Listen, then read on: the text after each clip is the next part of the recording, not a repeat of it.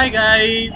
तो आज हम लोग स्टार्ट करने वाले हैं चैप्टर नंबर 4 का ही दूसरा पार्ट, वैसे 530। कुछ चैप्टर नंबर कुछ ऐसे 500 का थोड़ा सा पार्ट बाकी था, वो हम लोग कर लेते पहले। अभी हम लोगों का चैप्टर नंबर 5 लगभग खत्म ही है, ठीक है। तो इसमें लास्ट एक पार्ट है, लास्ट एक टॉपिक है कि कोई भी आइटम सिलेक्ट करने का कौन कौन सा मीन्स मतलब तरीका, कौन कौन से तरीके हो सकते हैं, ठीक है। या तो आप सिलेक्ट कर लो सारे आइटम, आप सारे आइटम चेक करोगे। ये था, या तो आप सिलेक्ट करो कि कुछ स्पेसिफिक आइटम, कि वही स्पेसिफिक आइटम आप चेक करोगे, ठीक है, टेस्ट करोगे। और एक है ऑडिट सैंपल बेसिस पे, सैम्पलिंग बेसिस पे, ये करके समझते हैं। सारे आइटम जो सिलेक्टिंग ऑल आइटम्स है ना, तो उसमें क्या होता है, ऑडिटर में decide it will be most appropriate to examine the entire population the entire population of items that make up a class of transaction or account balances, ठीक है। It is common for test of details, मतलब ये common किसके लिए है, test of details के लिए, ठीक है। नॉर्मली टेस्ट ऑफ डिटेल्स मतलब क्या, कि प्रॉपरली रिकॉर्ड हुआ है कि नहीं, ये सारे, ठीक है। It may be appropriate when, ये कभी अप्रोप्रिएट होगा, the population constitute a small number of large value items, ठीक है। और क्या है, there is a significant risk and others means do not provide sufficient and appropriate audit evidence. और क्या है, रिपीटेटिव नेचर ऑफ कैलकुलेशन है। मतलब क्या, ये कौन कौन से टाइम पे ये अच्छा होगा, कि या तो small number of large value items है, दूसरा क्या है कि जो आप चेक कर रहे हो उसका रिस्क बहुत ज्यादा सिग्निफिकेंट है, और मतलब उसके साथ जो अलग जो आप ऑडिट एविडेंस ऑब्टेन कर रहे हो वो प्रॉपरली उसको मतलब आप जो भी अलग प्रोसीजर परफॉर्म कर रहे हो वो sufficient appropriate audit evidence provide नहीं करता है, ठीक है। और या फिर रिपीटेटिव, मतलब आपको पता है कि यही पैटर्न है, यही पैटर्न के हिसाब से वो काम करेगा, तो आपको क्या है, उतना दिक्कत होता नहीं। फिर क्या है, सिलेक्टिंग स्पेसिफिक गाइड, ये जो सिलेक्शन है ना, ये कुछ फैक्टर्स के ऊपर है। वो है CAA, बीच में बहुत बवाल हुआ था ना, CAA, हाँ, वो वाले CAA। CAA में क्या है, कैरेक्टरिस्टिक्स ऑफ द पॉपुलेशन, ठीक है, assess risk of material statement और auditors understanding of the input. तो selecting for specific items, selecting factors for selecting specific items क्या है, CAA मतलब characteristics of population, assess risk of material statement और auditors understanding of the entity. उसके बाद क्या है कि जो जजमेंटल सिलेक्शन है, ये subject to non sampling risk, मतलब कोई प्रोसीजर, मतलब कोई चीज को लेके दूसरा कोई जो प्रोसीजर होना चाहिए वो अलग प्रोसीजर परफॉर्म कर दिए, ठीक है। स्पेसिफिक आइटम सिलेक्शन में इंक्लूड, स्पेसिफिक आइटम जो सिलेक्ट कर रहे हो वो में इंक्लूड हाई वैल्यू और की item, all items over a certain amount और आइटम्स टू ऑब्टेन इंफॉर्मेशन, मतलब examine matter such as nature of entity और द नेचर ऑफ ट्रांजेक्शन, ठीक है। तो जो सिलेक्शन ऑफ स्पेसिफिक आइटम्स है वो subject to non sampling basis, ठीक है। और जो स्पेसिफिक आइटम्स का सिलेक्शन है ये इंक्लूड करता है हाई वैल्यू और की item, all items over a certain amount और आइटम्स टू ऑब्टेन इंफॉर्मेशन, ठीक है। हाई वैल्यू और की items, all items over a certain amount और आइटम्स टू ऑब्टेन इंफॉर्मेशन। तो ऑडिट सैंपल, और तीसरा है ऑडिट सैंपल। ऑडिट सैंपल क्या बोलता है, application of audit procedure to less than 100% of items within a population such that all sampling units have equal chances of selection, ठीक है। मतलब क्या है, ऑडिट सैंपल में क्या है कि आप सैंपल बेसिस है, मतलब रैंडम सैंपल भी हो सकता है, कोई अलग अलग प्रोसीजर है सैंपलिंग का, आप इसके बाद ही पढ़ोगे। तो उसमें क्या है कि ऑडिट सैंपल में क्या है, आप रैंडम बेसिस पे मेनली आप सिलेक्ट करते हो, कि उसमें क्या है, हर एक पूरे पॉपुलेशन का हर एक चीज का एक चांस होता है सिलेक्ट होने का, ठीक है। तो जो टेस्ट करने के लिए जो सिलेक्शन होता है उसका टोटल टाइप्स क्या है, या फिर मींस क्या है, कि कैसे हम लोग सिलेक्ट, या तो ऑल आइटम्स को सिलेक्ट कर लो, या फिर स्पेसिफिक आइटम को सिलेक्ट करो, या फिर ऑडिट सैंपलिंग बेसिस को करो। ऑडिट सैंपल, इसमें क्या बोला गया है, this standard deals with the auditors use of statistical and non-statistical sampling when designing and selecting the audit sample, performing test of control and test of details or evaluating the results from the sample. ठीक है, मतलब ये standard क्या किसके लेके बात करता है कि auditors use of statistical sampling और नॉन स्टैटिस्टिकल सैंपलिंग। उसके साथ साथ when designing and selecting the audit sample, मतलब ये जो स्टैटिस्टिकल और नॉन स्टैटिस्टिकल सैंपलिंग है वो कभी के लिए, when designing and selecting the audit sample, performing test of control and test of details और evaluating the result from the sample. अभी एक एक करके हम लोग समझते हैं। आपको याद होगा अभी जस्ट थोड़ी देर पहले जब हम पढ़ रहे थे तो उसमें क्या है, हम लोग कुछ चीजों के लिए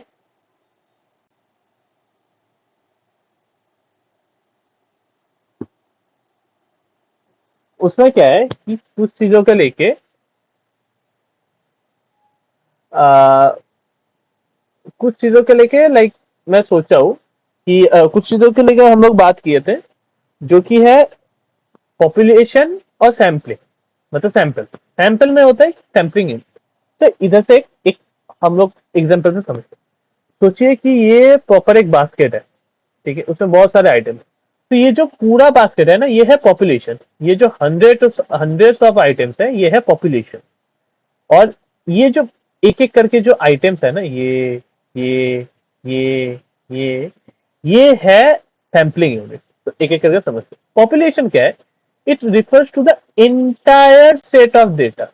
ये क्या रेफर करता है? Entire set of data from which sample is selected. ठीक है, ये रेफर क्या करता है? Entire set of data from which sample is selected. इसका कैरेक्टरिस्टिक क्या है? इसका कैरेक्टरिस्टिक है कार।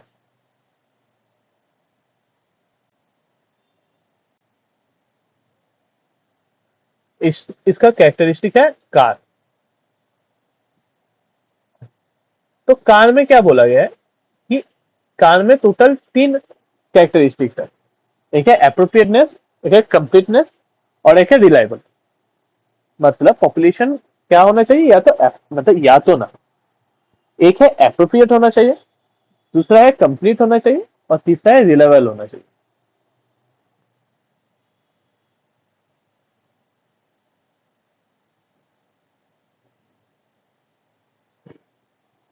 एप्रोप्रिएटनेस मतलब क्या? पॉपुलेशन जो भी आप ऑडिट ऑब्जेक्टिव है, मतलब जो भी आपका ऑब्जेक्टिव है उसको लेके एप्रोप्रिएट होना चाहिए। ठीक है, जैसे कि आप सोच रहे हो कि आप स्टॉक का वेरिफिकेशन करोगे, तो आप अगर स्टॉक देखने के अलावा आप अगर कैश वाउचिंग करने लगे, मतलब कैश को आप वेरीफाई करने लगे, ठीक है, तो उसका कोई फायदा नहीं है भाई, वो एप्रोप्रिएट ही नहीं है। जो चीज आपको सिलेक्ट, मतलब जो आपका ऑब्जेक्टिव है जो कि है स्टॉक वेरिफिकेशन।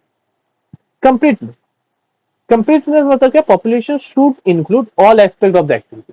मतलब मैं स्टॉक का ही देख रहा हूँ। स्टॉक में क्या बोला गया है कि अगर आपका कोई भी इन्वेंट्री है जो दूसरे किसी के पास, या तो थर्ड पार्टी या भी मतलब थर्ड पार्टी किसी के पास आप उधर है, 2 मिनट आप,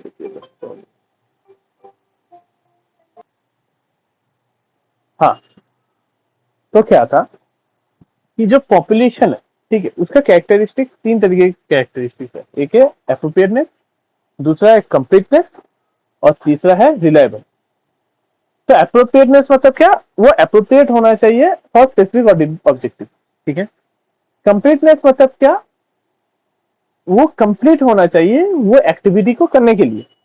और रिलायबल मतलब क्या? कि भाई जो भी आप ऑडिट एविडेंस ऑब्टेन कर रहे हो तो वो रिलायबल होना चाहिए।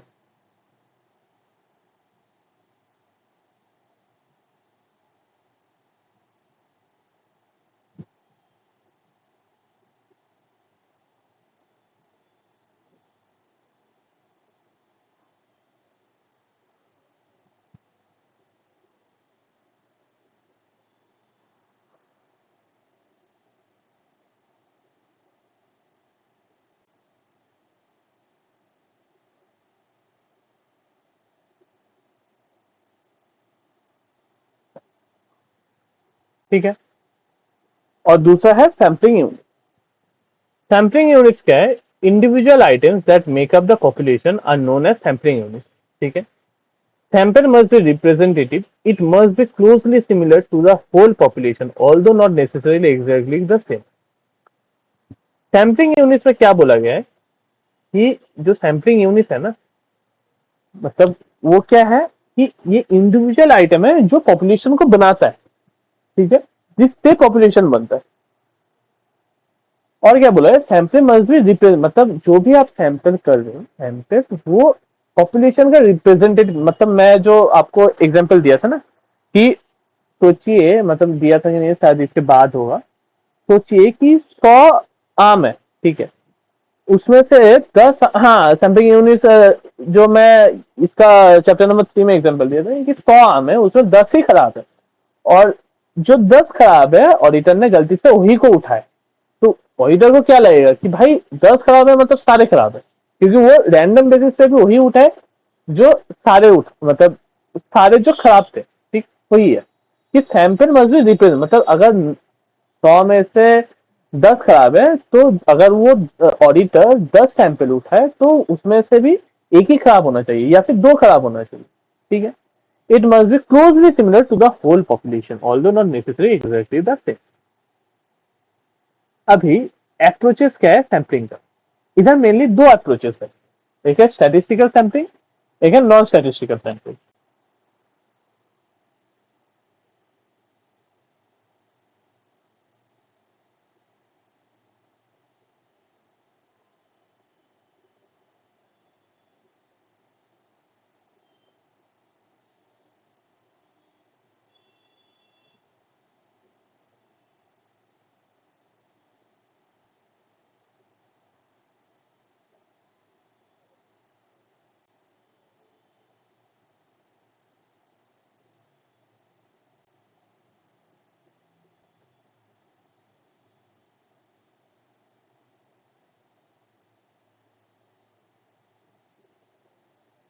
दो मिनट, हाँ, तो दो तरीके के आ,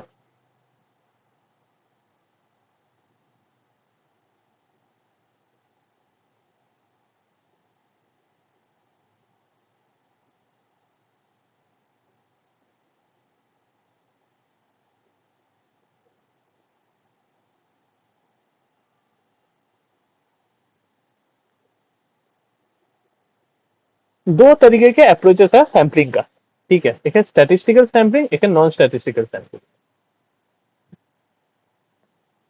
मुझे 2 मिनट दीजिए।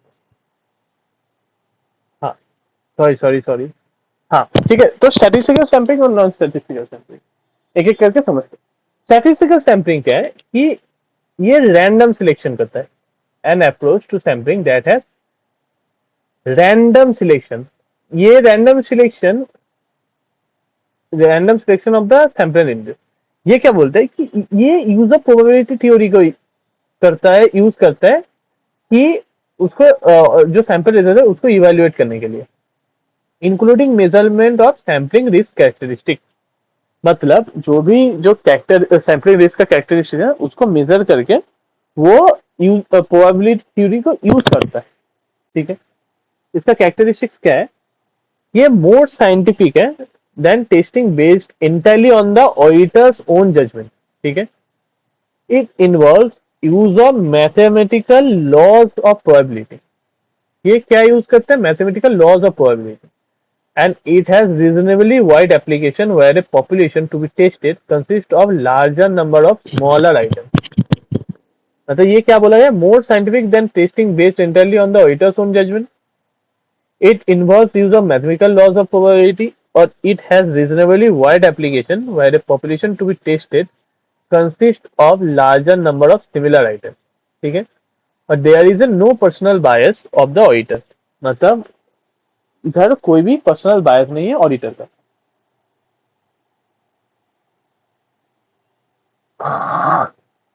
ठीक है।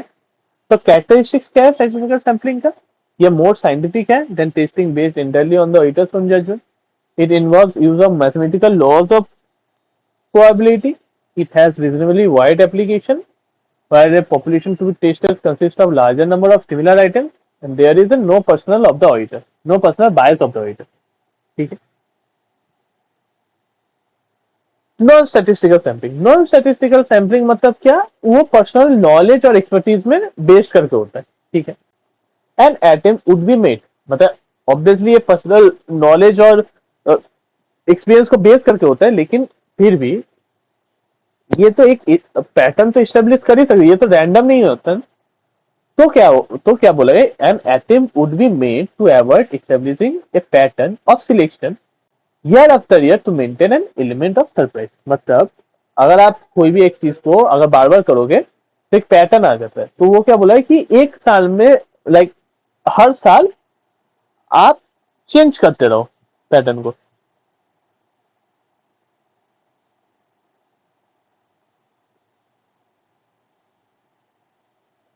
ठीक है। Criticism of non statistical sampling, neither, मतलब नॉन स्टैटिस्टिकल सैंपलिंग क्या है कि वो ऑब्जेक्टिव भी नहीं है, साइंटिफिक भी नहीं है। और क्या बोला गया है कि एक्सपेक्टेड डिग्री ऑफ ऑब्जेक्टिविटी, मतलब जो डिग्री ऑफ ऑब्जेक्टिव है can not be measured because of the risk of personal bias. Obviously कितना ऑब्जेक्टिव है, मतलब कितना ऑब्जेक्टिव है ये मेजर ही नहीं कर सकते because of risk of personal bias. और क्या बोला है, closeness of the qualities projected by the sample result with that of the whole population can not be measured, और sample may not be a true representative of the total। Obviously अगर खुद के knowledge से ऐसा हो ही सकता है कि वो ट्रू रिप्रेजेंटेटिव नहीं हो होल पॉपुलेशन के। ठीक है, तो हम लोग क्या देखे, statistical sampling, non statistical sampling, characteristics of the population. Approaches to sampling में दो अप्रोचेस है, statistical sampling, non statistical sampling. Statistical sampling में क्या है, रैंडम सिलेक्शन है, यूजर प्रोबेबिलिटी थ्योरी और including measurement of sampling risk characteristics.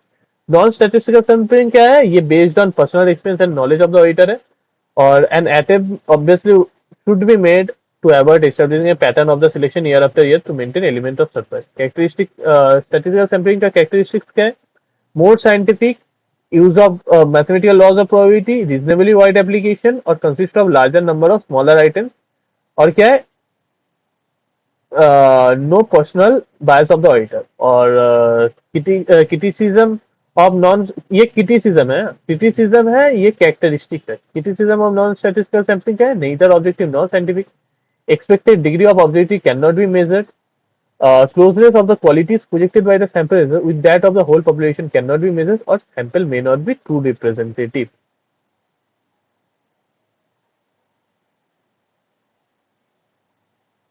ये तो बात है। ठीक है, हाँ नहीं तो ये कर ही लेते हैं। ठीक, तो इसमें क्या बोला गया है कि कौन कौन से फैक्टर्स है सैंपल प्लान कितना चेक करना है, एक्सटेंड कितना मतलब चेक करना है उसको देखने के लिए।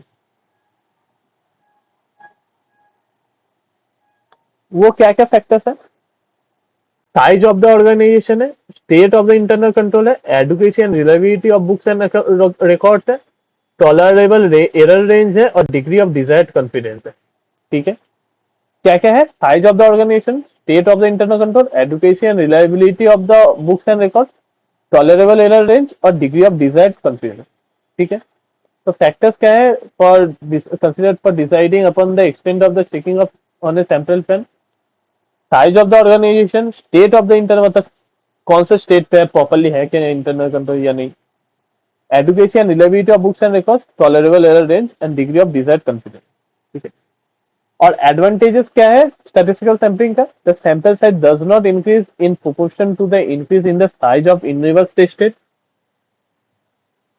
the sample selection is more objective and thereby more defensive, it provides a means of estimating the minimum sample size associated with a specified risk and precision, it provides a means for deriving a calculated risk and corresponding precision sampling error, it may provide a better description of larger, मतलब advantages क्या है, ये थोड़ा सा ये ऊपर होना चाहिए था, ठीक है कोई ना, अभी हो गए। तो एडवांटेजेस क्या है स्टैटिस्टिकल सैंपलिंग का, ये does not increase in the proportion of the increase in the size of the universe tested, obviously statistical sampling random basis पे। ठीक है, sample selection is more objective and thereby more difference.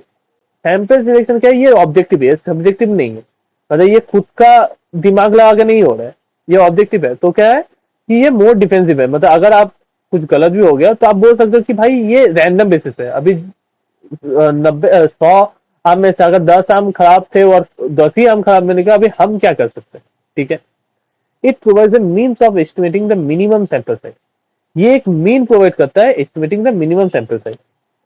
और क्या है, ये एक method है, it provides the means for deriving A calculated risk and corresponding precision. मतलब ये क्या है, सैम्पलिंग एरर। और it may provide a better description. और ऑब्वियसली एक जो नॉन स्टैटिस्टिकल, ये स्टैटिस्टिकल सैम्पलिंग रैंडम बेसिस पे, ऑब्वियसली वो अच्छा डिस्क्रिप्शन देगा जो कि मतलब उससे जो खुद के दिमाग से निकला हो, खुद के नॉलेज से। And it is a widely accepted way of sampling. ठीक है, तो आज का क्लास यहीं तक समाप्त हुआ। कल हम लोगों का स्टार्ट होगा सैम्पलिंग। बाय।